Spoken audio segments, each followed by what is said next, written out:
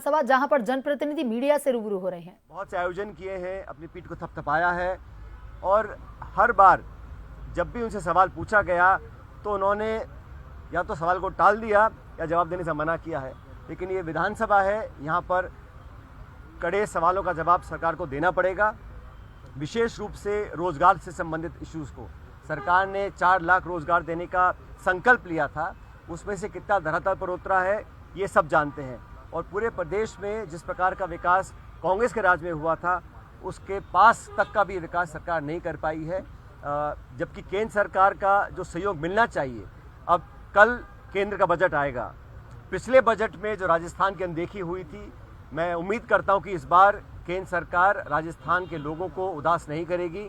और राजस्थान सरकार से मैं आग्रह करूंगा कि अपने 8 करोड़ प्रदेशवासियों के लिए उचित मांगे रखें। रेल का, पीने के पानी का, योजनाओं को नेशनल प्रोजेक्ट घोषित करने का, इन सब मांगों का दबाव राज्य सरकार को केंद्र सरकार पर डालना चाहिए। एक ही पार्टी की सरकार होने के बावजूद प्रदेश को राजस्थान की अनदेखी पिछले केंद्रीय बजट में हुई थी। मैं उम्मीद करता हूं कि कल ऐसा देखने को नहीं मिलेगा। जहां तक विधानसभा सत्र की बात है, ये बड़ा महत्वपूर्ण बजट का सत्र होता है। इसमें क्षेत्र पर अलग अलग जिलों से मांगें आती हैं। लेकिन आज जो माहौल बना हुआ है, जब सरकार बनने के बाद जिलों को समाप्त करने की प्रक्रिया चालू हुई, तब भी मैंने कहा था कि अगर आपको जिलों में कुछ संशोधन करना है तो एक व्यापक मापदंड बनाएं। उस मापदंड के तहत जनसंख्या हो, प्रशासनिक क्षेत्रफल हो, उसके आधार पर निर्णय लेंगे तो लोगों को स्वीकार होगा। लेकिन मनमाने तरीके से जिलों को समाप्त किया गया, संभागों को समाप्त किया गया, उसमें भी कहीं ना कहीं राजनीति दिखाई दी है। और प्रदेश भर में अनेक जगहों पर इसका विरोध हो रहा है, तो सरकार को जवाब देना पड़ेगा। और सिर्फ भाषण देने से या संख्या बल के आधार पर विपक्ष की आवाज़ को दबा पाएं, ऐसा हम लोग नहीं होने देंगे। भाई साहब, किरोड़ीलाल मीणा ने अभी एक बयान दिया है जिसमें कहा कि हांजी के दरबार में अगर हांजी कहेगा और नानजी के दरबार में नहीं कहेगा तो। देखिए, डॉक्टर साहब के बारे में मैं ज़्यादा नहीं बोलना चाहता हूँ, क्योंकि वो बहुत लंबे समय से, मैं तो कहता हूँ जब से सरकार बनी है तब से दुविधा में है।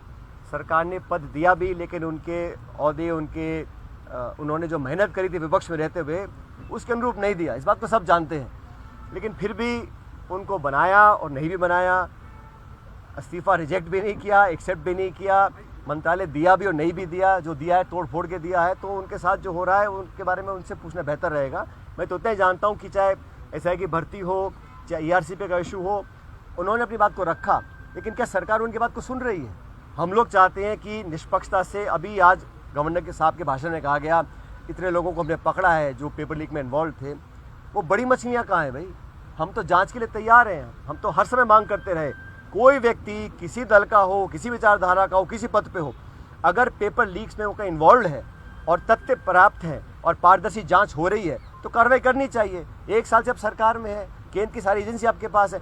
विरोधियों को टारगेट करने के लिए ईबी, ईडी, सीबीआई, ईडी सब आपके पास।